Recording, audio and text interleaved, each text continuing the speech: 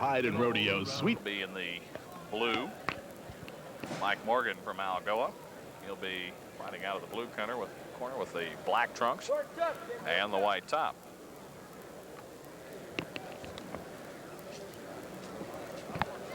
We're going to put another hat on Darrell Love and get him in here as our analyst. Darrell Smith, of course, getting ready to prepare himself for his fight coming up in just a little while.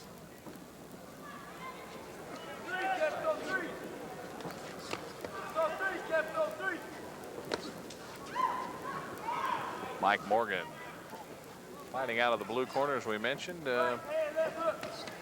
Quicker of the two fighters here in this fight. Doubling up on his right. And Kevin Jones from Joplin into the role of having to cut off the ring and kind of neutralize the quickness that Morgan has. A couple of good body shots there, and all of a sudden Jones scoring it quite well on that exchange. Jab partially blocked by Morgan. Good body shot, and then down he goes. That's a knockdown with what seemed to be a body punch, Darrell. That was a slip. They're going to rule it as a knockdown, I think. You think it was a slip? Casey Funkhauser, the third man in the ring. In amateur boxing, it doesn't really matter if it's a slip or a knockdown, because a knockdown does not count as scoring anything on the score. Jones hitting him. First couple of punches in that exchange got through, but after that, Morgan was able to cover up. Getting out of the way now, and that's the end of the first round. Normally, if the fighter had gotten right back up, Casey would probably just, the referee would have started the fight again.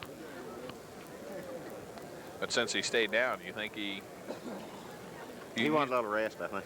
Okay, now let me get this right. Now the knockdown did not, as far as the judges judging the fight, it didn't count any more than just like say a straight scoring left jab. That's right. The punch which would knock a fighter down is one scoring punch, but it would be the same if he didn't go down.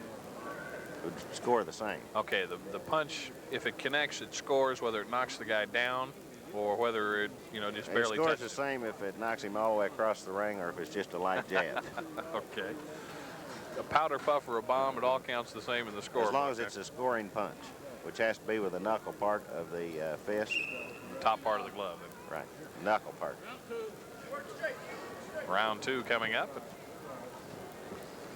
Have to see if the body punching of Kevin Jones from Joplin took any effect in the first round. Good right, straight right thrown in.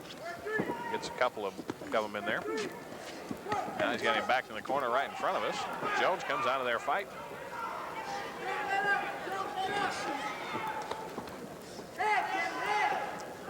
I think if the action stays in the center of the ring, Jones will be the benefactor of that.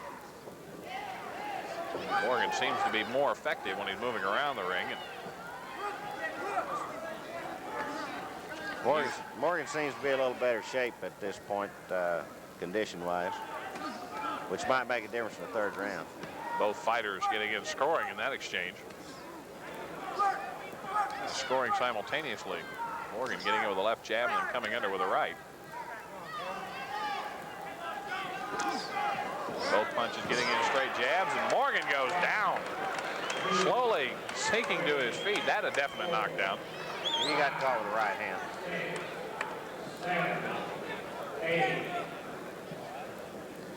The question being asked if he's all right and if he wants to continue, and he does. And now time is called. The mouthpiece of Kevin Jones came out. Mouthpiece in the area. The referee is required to stop the bout to replace the mouthpiece. That works to Morgan's advantage, gives him a couple extra seconds to recuperate, and they're ready to go. Both fighters missing there. Good left jab getting in, but Morgan counters with a left of his own. He got in with a good left at the end of the bell.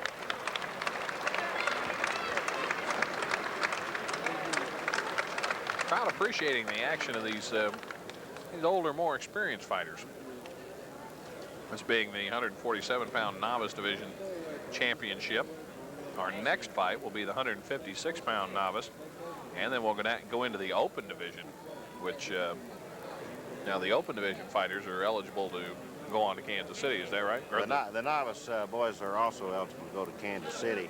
The winners at Kansas City, only the open champions will be eligible to compete in the national tournament. Okay, and then the national tournament, you do well there. I guess it's on to, with this being an Olympic year, getting looked at there. That's true. Do you think any of the fighters that we're going to see in this area have the potential of going on to something like that?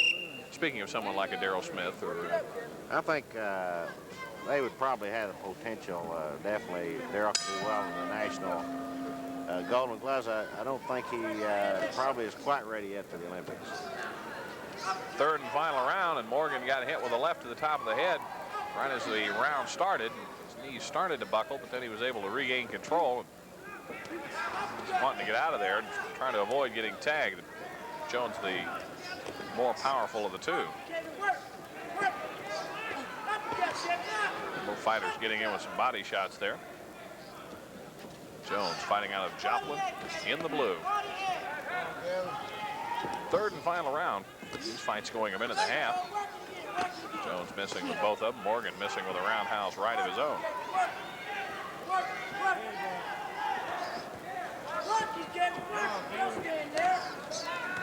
Good right and a left by Morgan that time. All those punches getting into scoring. Looks like Jones, after an early start, beginning to tire a little bit here. Those punches getting in as well. Casey Funkhauser breaks them apart. Approximately 45 seconds to go in the round. Both fighters obviously weary right now. Spending a lot of energy in the early rounds. All those shots getting in cleanly, and Casey Funkhauser stops it. This will give him an 8 count. Standing 8 count the result.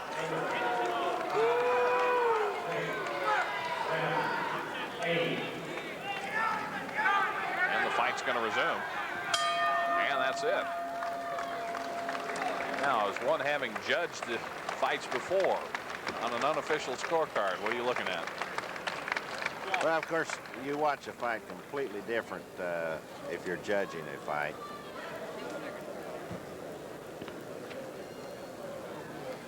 My inclination would be probably the red corner. He won the first 2 rounds just watching it. But as I say, when you're watching a fight to judge it, you see it a lot different.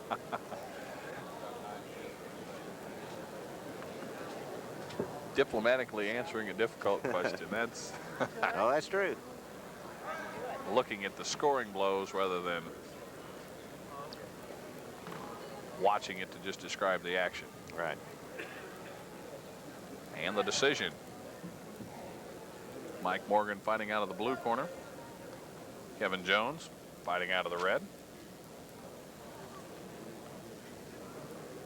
Adding up the judges' scorecards, which is taking a little while longer now. So apparently there was... We have 5 judges. And Mike Morgan from Algoa, the winner in the blue corner. And for the first time, we have seen some mixed reactions. Now we're going to try to get an interview with the winner of our fight, Mike Morgan. Our next fight coming in, the fighter is Tony Painter from Springfield Boxing Club. Or is that Boys Club that it stands for? Springfield Boxing Club. Okay, I had it right the first time. Rusty Miller from Quincy will be fighting out of the blue corner. They do train at the Boys Club. And let's go to Matt Coatney with our winner. Mike, congratulations on your victory. What was your key to winning the match? I just had to do it. What was he doing anything differently that you weren't expecting that you had to compensate for? Well, he's got a hard right hand. And it was hard fighting him. I've been on a losing streak and I'm just not coming back. I've been working out hard. Yeah, I don't think a lot of people realize just the amount of energy you expend in those 3 rounds. What did you do to prepare for this particular match? Worked hard. Thank you very much, Mike, and congratulations. Thanks. Mike Morgan, our winner. Rob? All right, thanks, Matt. This fight underway. Rusty Miller fighting out of the blue corner without the headgear. And Tony Painter from the Springfield Boxing Club. The Tony's the one without the headgear. Oh, okay. And he goes down. 1, 2, 3, 4. Got hit with a good right, it looked like. Yeah. 6. I believe that's it. Looking around to see. 8.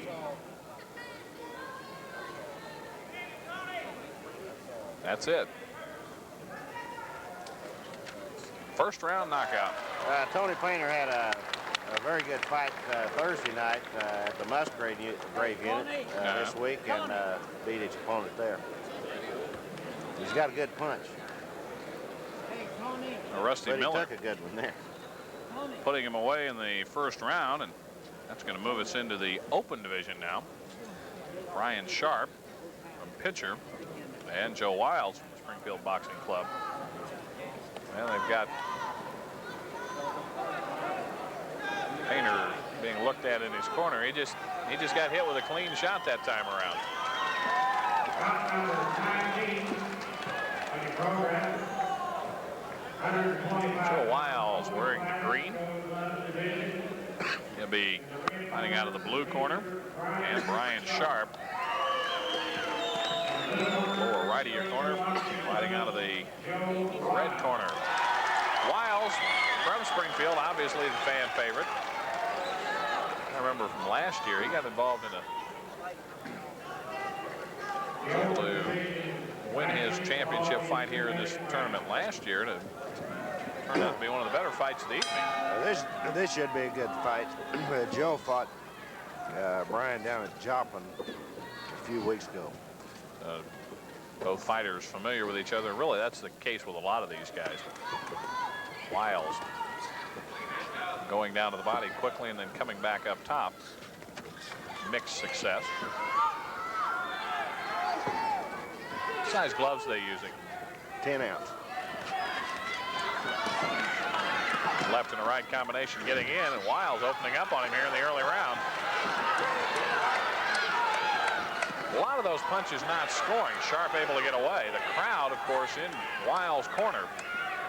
So they may give you the impression that Wiles is scoring when he's actually not doing all that much damage. So that time he caught him with a good shot.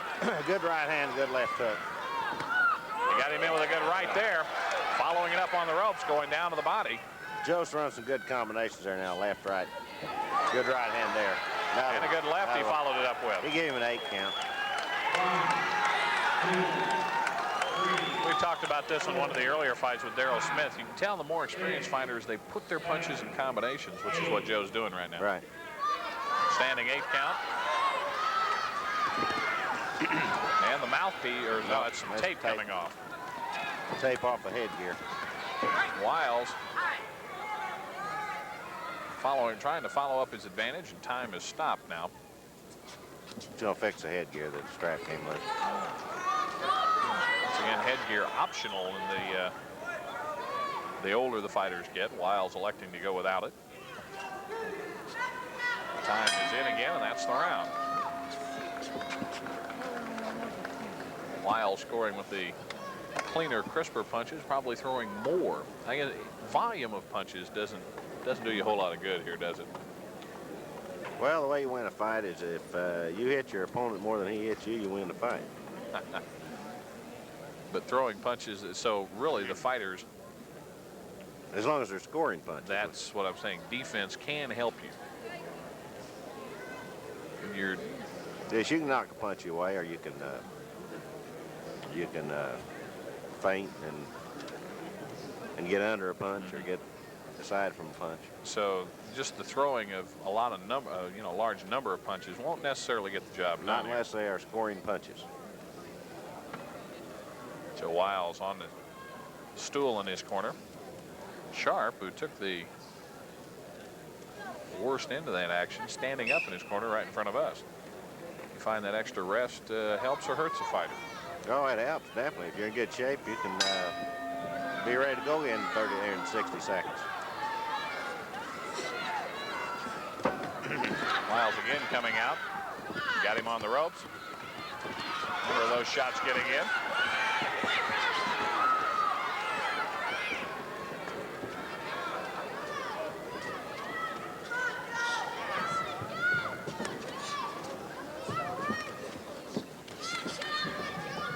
Wiles getting in and then getting back out again. Follows up the left with a good right. Joe's just throwing those good combinations. Left immediately followed by right, and the left hook. Doubling, sometimes even tripling up on his punches, coming back with another left after that right. Right. And Sharp now just kind of flailing away at him.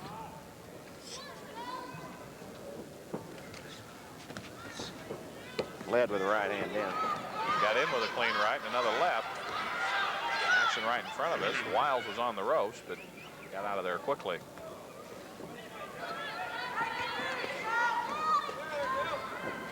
Thinking with that short left hook. Hit him twice with a couple of lefts, and Sharp is covering up on the ropes. He get another. Nope. Oh, he's going to get an 8 count there. Wiles comes back in with another straight right, and he has him in trouble, and that is going to get him the 8 count. 2, 3, 4, 5, 6, 7, 8. He's a tough kid. He's had a lot of fights. He's all right. He's tired. Sharp again has him in the corner, or Wiles again has him in the corner. Hit him with a good right. Hit him with another good right and a left. And they're going to step in again. And they're going to stop the fight.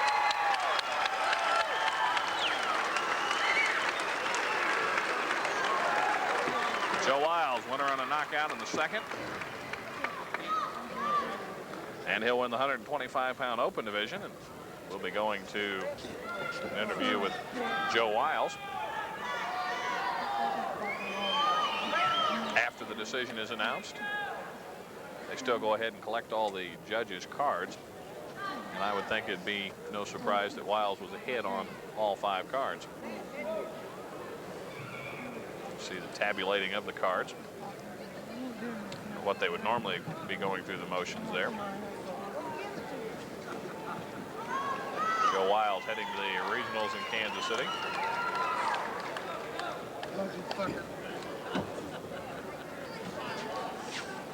Coming up next, Arkansas basketball in review of the Eddie Shutton Show. There's your times, and we'll look at Arkansas Razorback basketball only on Cable 4 Springfield. Matt Coatney standing by with the winner of our last fight, Joe Wiles. Joe, a very impressive win. What do you think was your key to victory? Right hand. Good Yeah, right hand. I noticed you had a lot of good combinations. Is that what you work on? Is that what you're trying to do in a fight? Yeah. Did he leave anything open to you, or were you vulnerable? Or was he vulnerable to anything? He was throwing an overhand right that I kept catching him with it with a left hook. Have you ever fought this particular fighter before? Twice before. So I guess you knew what to expect from him then. Well, the first time when we was about 8 years old, and then the last time was about 4 months ago. So I pretty well knew what to expect from him. Well, Joe, congratulations. Thank you. Joe Wiles, our winner at 125 Open. Rob? Each other out right now there. Mike Sharp and Barry Meeks. Sharp from pitcher, fighting out of the red corner. He's in the red. Meeks landing some heavy punches there. One on the headgear and one on the shoulder. Meeks from Algoa.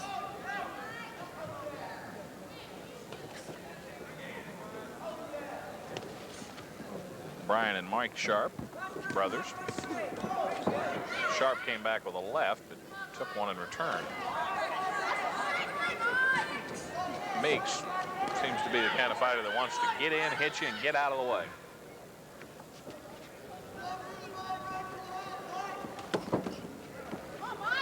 Coming in with a couple of lefts and then a straight right. Sharp was able to get under one of the rights. Got hit with a good right hand there and a left to the body. Give the alley shuffle. And then he came in and hit him with a straight right hand, and that puts Sharp down. I think that's probably it.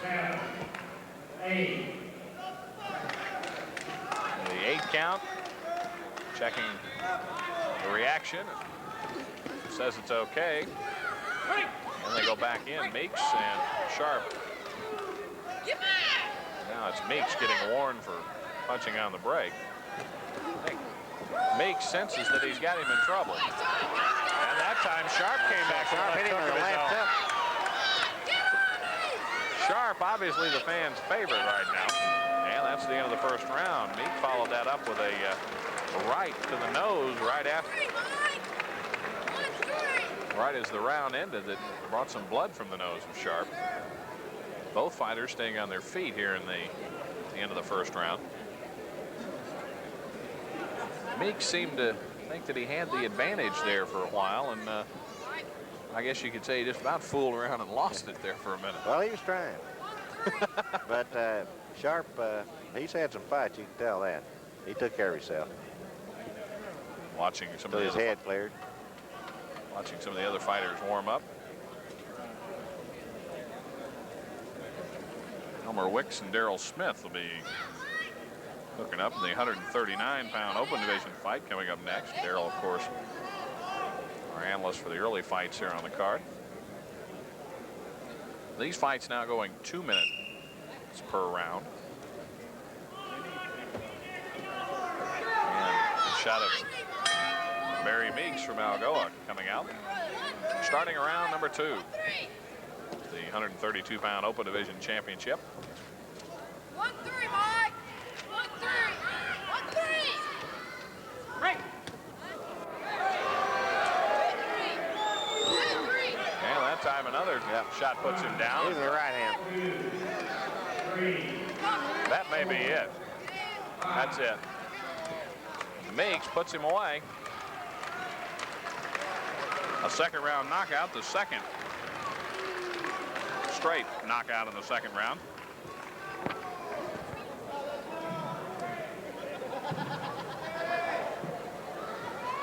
Barry Meeks from Algoa, and they've got George clearing the ring. Doctor's on his way over there. Yeah, they've still got. I think he's all right. He just got hit. Watching Meeks dancing around the ring just to the right in the corner. Mike Sharp still down on his back.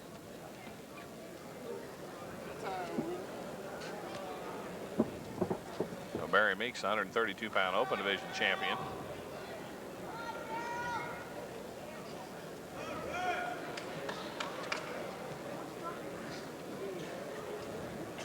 Trying to get up. I'm not sure he knows completely where he is yet.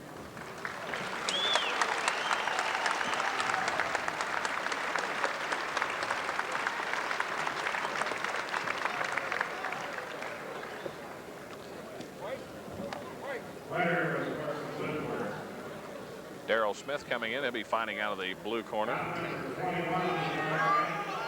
And let's go Matt Coney with Jim McManus. Jim, you're the coach of the Springfield Boxing Club. You're the matchmaker for this tournament. How long have you been the boxing coach? Well, I've been coaching at the boys club now for 23 years. I guess it takes up an awful lot of your time. Well, yes, it does. 4 or 5 nights a week usually I'm tied up over there. But I enjoy it. I wouldn't want to be anywhere else, you know. Yeah, let's see. You've been doing it for 23 years. How long does it take you to prepare for this tournament, particularly right here? Well, we always start about the latter part of September, and of course the boys have a number of tune-up bouts coming into the Golden Gloves here. That always helps them. If you bring a boy in, training by itself is not enough. They need the actual bouts. I know you want to get to your fighter. Thanks for the interview, Jim. Okay, and thank you. Jim McManus, the coach of the Springfield Boxing Club and our matchmaker for tonight's fights. Rob? All right, thanks, Matt. Daryl Smith against Elmer Wicks. Daryl in the green trunks without the headgear. What's Daryl's style of fighting?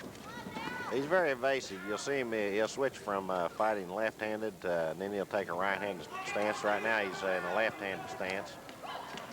And he'll switch there in a minute and go back to right hand, which kind of keeps your opponent a little confused. He's a boxer.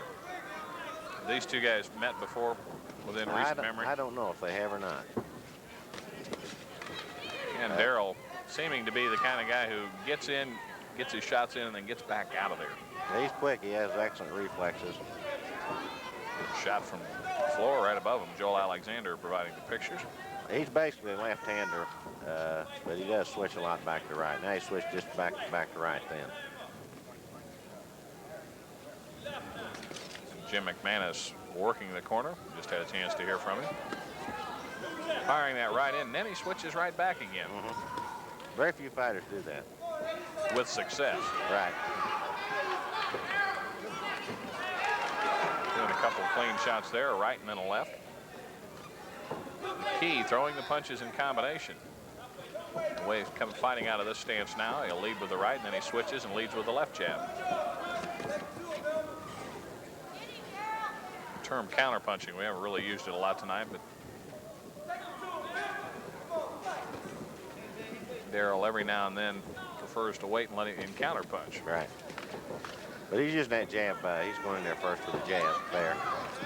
There was a good illustration of counterpunching. Wilkes made the first move, and before he could get it through there, Smith had already hit him. End of the first round. I think on the basis of throwing more punches that got in that round, unofficially, you might have to give Smith the edge in that round. Close, though, 2019 on the point system. Probably.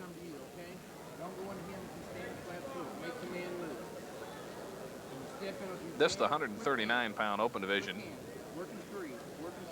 Our next fight will have Don Weston from the Springfield Boxing Club and Rick Colton from Festus. He'll be in the 147-pound division. Shot of Darrell Smith in his corner. Jim McManus giving the instructions. But really, with a fighter like Darrell, you do a lot of your work with him in the practice sessions or the workout sessions. Seems to be one of those guys who could change strategy if he had to in the middle of a fight. Well, that's true, except basically most amateur fighters, when the bouts only go 3 rounds, you don't have too much time to change a lot of game plans unless you're fighting a left-hander, for example. A right-handed fighter has to throw more lead more right hands for a left-handed fighter. But that's not really a change in strategy. That's just one of the basic premises. Graphic that we had up, that's our high school basketball game of the week next week. Paseo at Glendale. Starting round 2, we'll be taking a break between rounds. At the next break, barring a sudden knockout. Both fighters seem content to be cautious right now, which in a 3-round fight. Darrell hit him left and a right then. Switching in the process of doing that, going to leading with his left now. That jab picked off in the gloves by Darrell Smith. And he switches right away and goes to right-handed again. It seems like Wilkes doesn't know which way he's supposed to be going, because the minute he does, Darrell changes on him. That's confusing to a fighter. It's confusing to me, and I'm just watching. Those punches by Wilkes, taking on the gloves.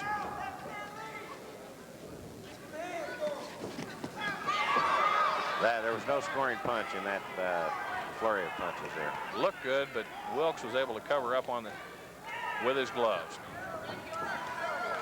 That right got in. Right. Well, as a left hand, it really got in. Wilkes that time got in with 1 punch. The left that looked good was caught on the gloves. Darrell caught him with a right jab and took one return.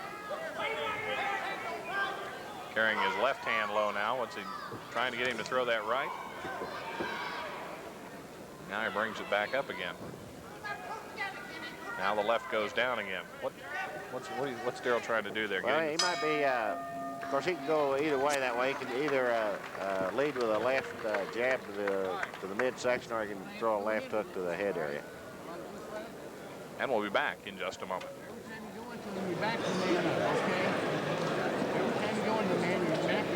Who's got low prices? Who's got great service? Who's got a selection that leaves the others out in the cold? Who's the dealer you can't beat when the others can't compete? It's Friendly Ford. Friendly Ford, yeah, we're the one. These days, getting a good deal on a car is only part of the story. Yeah. Getting a good dealer to stand behind it is more important. At Friendly Ford, we've been doing both for 20 years because we take your trust seriously. Friendly Ford, yeah, we're the one. Getting set to start round number 3. We'll We'll have one final fight after this one on our card tonight. Rick Colton from Festus and Don Weston from the Springfield Boxing Club. This is it, round number 3.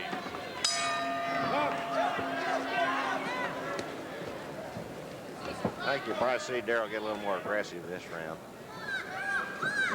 Not taking any chances with the judges. Right.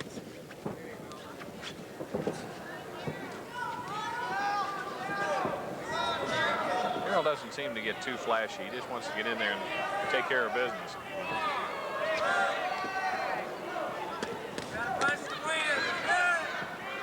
Darrell preferring to counterpunch really right now, which seems to still have the more the quicker punches, more fresh, if you will.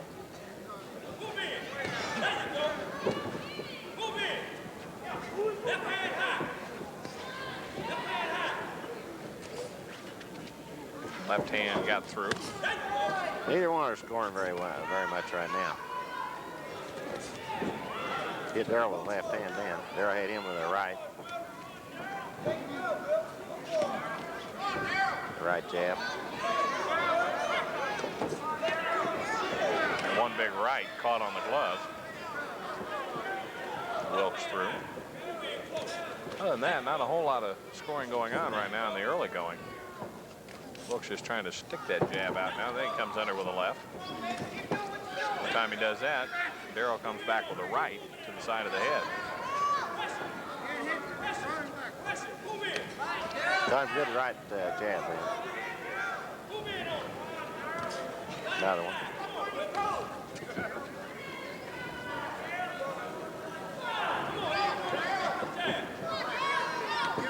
Neither one of those punches getting in by Wilkes, and then Darrell got the jab through. Break, stay back.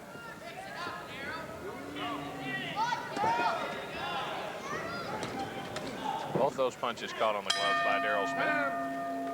And that's the fight. A lot of these guys are really, they're not unfamiliar to each other.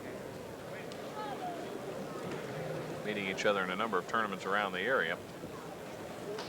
And Darrell Smith. Elmer Wilkes waiting for the decision.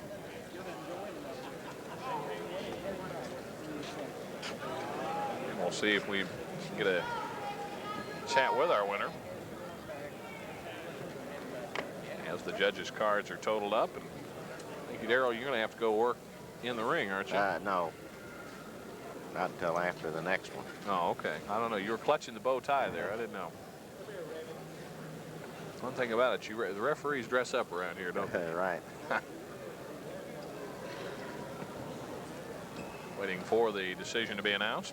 Darrell Smith winning the decision. He's the 139-pound open division champion. And our next fight, Rick Colton from Festus will be fighting out of the red corner. He'll be wearing the dark blue. He'll have the headgear on. Don Weston from Springfield Boxing Club will be fighting out of the blue corner. Our winner of our last fight, heard earlier this evening, as the analyst on our early fights at Colton, he has Darrell Smith. Darrell, congratulations on your fight. What was your key to victory? I just want to carry the fight. Three-minute rounds, that's all. I mainly want to carry the fight and outpoint the guy, outbox him, that's all. Yeah, it didn't seem like there was a lot of action, especially late in the fight. What was that reason for? Well, he's sort of short, stocky guy, and he has a lot of power inside, so I want to keep him on the outside and keep my jab in his face and just work everything off the jab and just outpoint him. What was probably your most effective punch? I'd say my right hook. Darrell, congratulations. Hey, thanks a lot. Rob? Don Weston fighting without the headgear from the Springfield Boxing Club. Fighting out of the blue corner. Rick Colton from Festus. Being warned to keep his punches up. Good left hand by Colton. Be going to a break at the end of this round.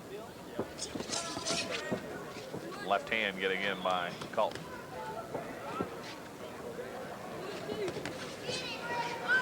Colton's strategy right now seems to be going down and then coming back up. He got in with a couple there.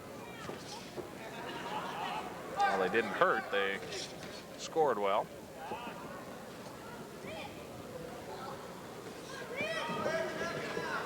The jabs are short by Weston. That wasn't short. A right hand, good right hand by Weston. Both fighters getting in some punches now, and they start, well, I would call haymakers, you know, they just step back. That was about an even exchange there. Both giving two and both taking two. Those jabs short by Colton.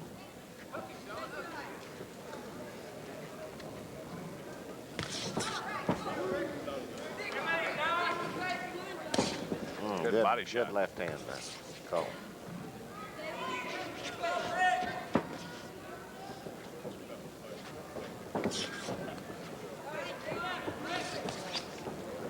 Coming up on the end of the round.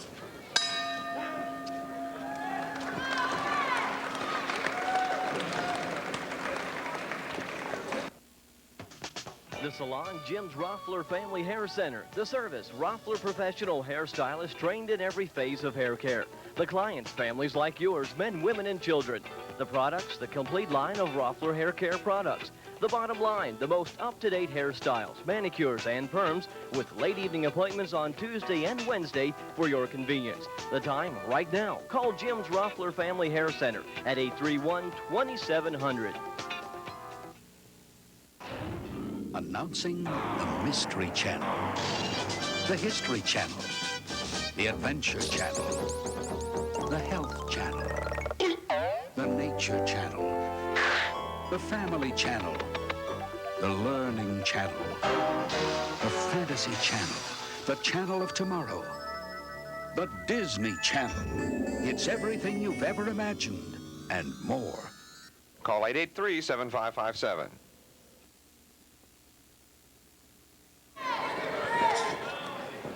Coming out for round two. Weston coming out, wanting to get off to a good start in this round.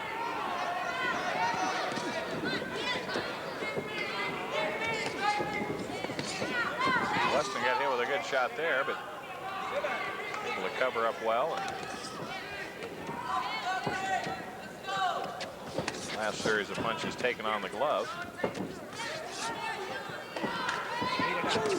Fighter getting in and scoring very much right now in this exchange. Pretty even fight up to now. Those taking on the gloves. Get back, break.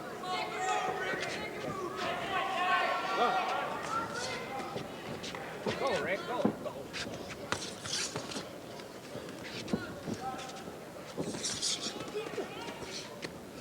Like when they get into the exchanges, Daryl, they're both scoring an even amount of time. That's right. And neither very much. Yeah. Right, get back. Get back. A fight like this more difficult to judge, one where the least of shots are clean. Yeah, it's more difficult to judge. And of course, it depends on which side of the ring you're sitting on as to what you see. Right, stay back. Which is the reason the judges are on different sides of the ring. You might see a punch one way from the east end and a different way from if you're sitting on the west side.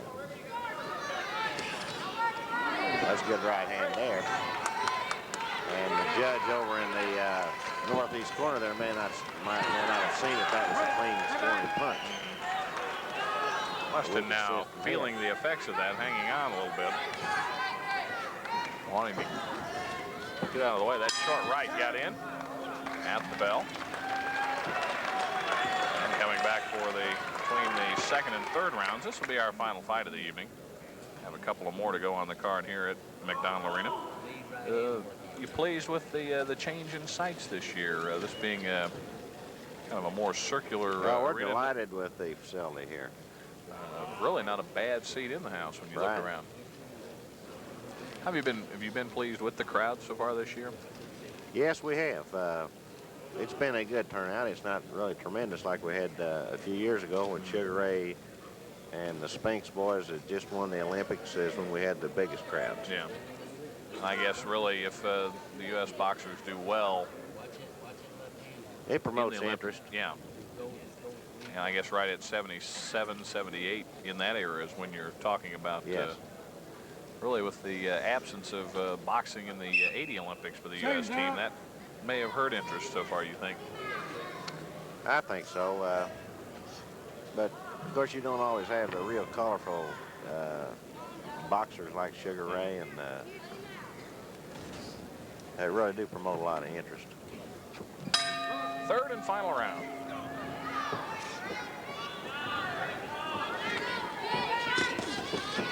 Both fighters wanting to come out. Rick Colton in particular to get off to a good start here in the third round. Colton getting in, doing some scoring now, both to the body and coming up high to the head. Weston getting in some good shots in return with that left. About even on those exchanges inside there. Both guys feeling that the fight is hanging in the balance right now. He had a strap on his headgear came loose.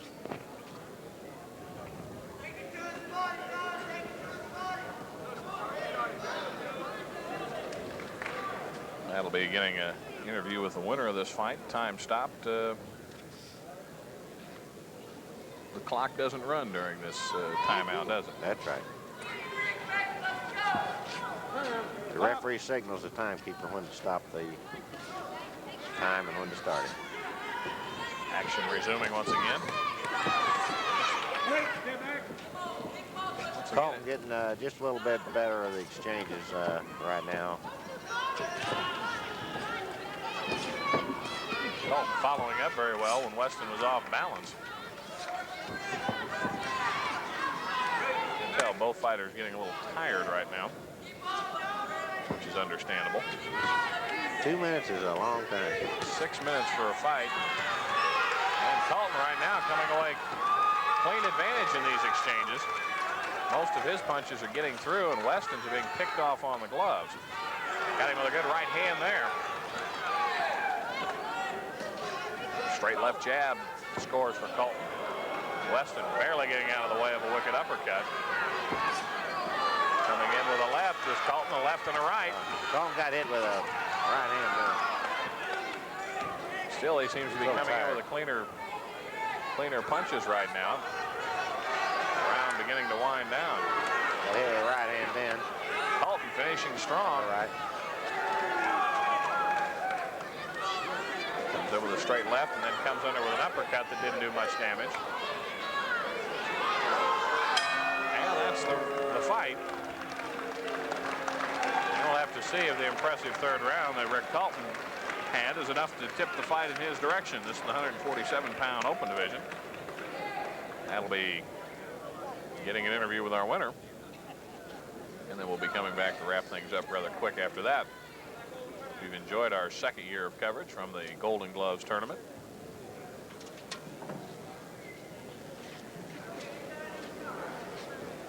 Golden Gloves, as we mentioned, sponsored for the last 15 years by the Heart of the Ozarks Sertoma Club. And the decision is being tallied up. Hey, young man. 5 judges tonight as opposed to the regular 3. I guess that gives a more balanced scoring in these fights. Yes. At least that's the way it's supposed to work. Right. And Rick Colton wins the decision over Don Weston from the Springfield Boxing Club. He's the 140-pound open division champion. And as we mentioned, Matt Coatney will be getting a chance to talk with our winner. And let's go to Matt with our winner from Festus, Rick Colton. Rick, an impressive win. You finished strong at the very end. Did your trainer tell you anything at the very end? Yes, I got to go strong. What was your strategy coming into the fight? I had to be first. And were you able to do what you wanted to throughout the fight, you think? Yes. Rick Colton's our winner. Rob?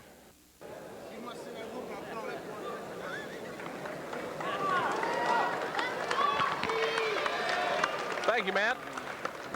Rick Colton, the winner of the 147-pound open division.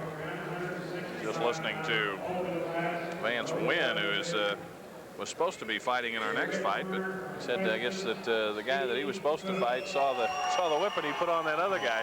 He looked a little disappointed, but I think he's going to take the championship nonetheless. As we mentioned, this is the final fight that we'll be televising this from the Golden Gloves this year. Before we go, though, we've got Matt Coatney with the executive director of the Springfield Boys Clubs, Bill Henderson. He was the executive director from 47 to 1983, and Matt has Bill Henderson. Bill, the 15th annual Golden Gloves boxing tournament dedicating in your name. It's got to be quite an honor. What have your impressions, excuse me, of the boxing tournament so far? It's been a great tournament. I tell you that the Sertomans can do a real fine job with these tournaments. They just do an excellent job. When you follow tournaments around over the country, when you see a good one, well, you know it. And this has been a fine tournament. And I guess it was you and your father who really got boxing going with the Golden Gloves back in the 40s, right after the war, I guess. We started the Boys Club boxing team along about that time, and my father, of course, was helping with the Boys Club at that time, and he was quite a boxing enthusiast, and he really started the kids going. Yeah, see, I think boxing started probably for the enjoyment of Army personnel probably here in town, coming back from the war. Is that correct? The boxing team at the Boys Club at that time didn't really have much of an opportunity to go anyplace. I mean, the funds were not available, so they had to be pretty creative. So my dad used to take them out to O'Reilly Hospital, which was located in Springfield during the war, and put on exhibition shows for the soldiers out there. And they got quite a kick out of it, and it was an opportunity for the boys to get exposure that way. And then I guess boxing kind of revitalized back here in the city of Springfield close to 15 years ago when the Golden Gloves came back here to town. What's probably been the one golden period of boxing here in Springfield? Are we experiencing it right now, do you think? Or I really believe it's about on top right now. A lot of interest. The boxing program cannot be better than the interest among the boys that want to box. It's definitely something that you have to want to do if you box, because you can't push anybody into that. But seemingly this year they've had a lot of good interest among the boxers. And you were the executive director from 1947 to 1983. What's probably been the one highlight of your career as the executive director, if I had to ask you this one thing? Well, the opportunity to expand our facilities, I guess, was really the highlight, because we were able to construct those two buildings, and that was quite an accomplishment. Of course, I give credit where credit's due. We've had lots of fine people that worked with us, and we could never do it without many, many wonderful people. And you were recently honored as Springfieldian of the Year. Now that you're retired, what are you doing these days? Are you still active in the boxing circle? Would you believe I've been fishing twice in January? I believe it. Right. Found 2 real pretty days and went fishing. It's very nice just to be able to do what you want to do. Bill, congratulations. Thank you, Matt. And I'd like to congratulate Darrell Love and these Sertomans that really pitched in and made this thing a success. It's just really great. Thank you very much. Thanks very much, Matt. Rob? All right, thank you very much, Matt. As we mentioned, this being our final fight of the evening, we hope you've enjoyed our coverage for the second straight year of the Golden Gloves boxing tournament from here in Springfield. This year, the fight's being staged at McDonald Arena. And as we say, boxing not something that we do every day here on Cable 4, but we do hope nonetheless that you've enjoyed the action this evening. Darrell, any final thoughts, not only about the Golden Gloves here tonight, but also some of the future fundraising that you guys will be doing? Well, we're going to continue to do what we can. We will continue to run our bingo, our benefit dinner, and we hope to continue with the Golden Gloves for many more years. Okay, now you mentioned the benefit dinner first of all. When will that be held? That'll be next December. Okay, so it's December of each year. All righty, and I guess you'll be getting out information on that through the media. Yes. And then as far as bingo is concerned, anybody who's interested in playing, where do they need to go? 1300 Boonville on Friday evenings at 7 p.m. All right, Darrell, thanks very much for helping us out. Also for Darrell Smith, he was a winner tonight. He helped us earlier on in the evening. And to Matt Coatney for his assistance tonight. I'm Rob Evans. We hope you've enjoyed tonight's Golden Gloves Boxing Championships from here at McDonald Arena. So long, everybody.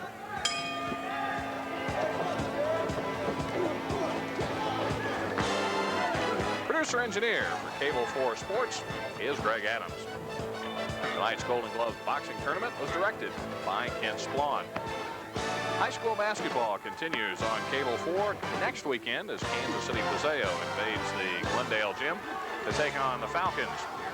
That'll be our next action, and you can catch it next weekend right here on Cable 4. We hope you'll join us. This has been a production of Cable 4 Springfield Sports.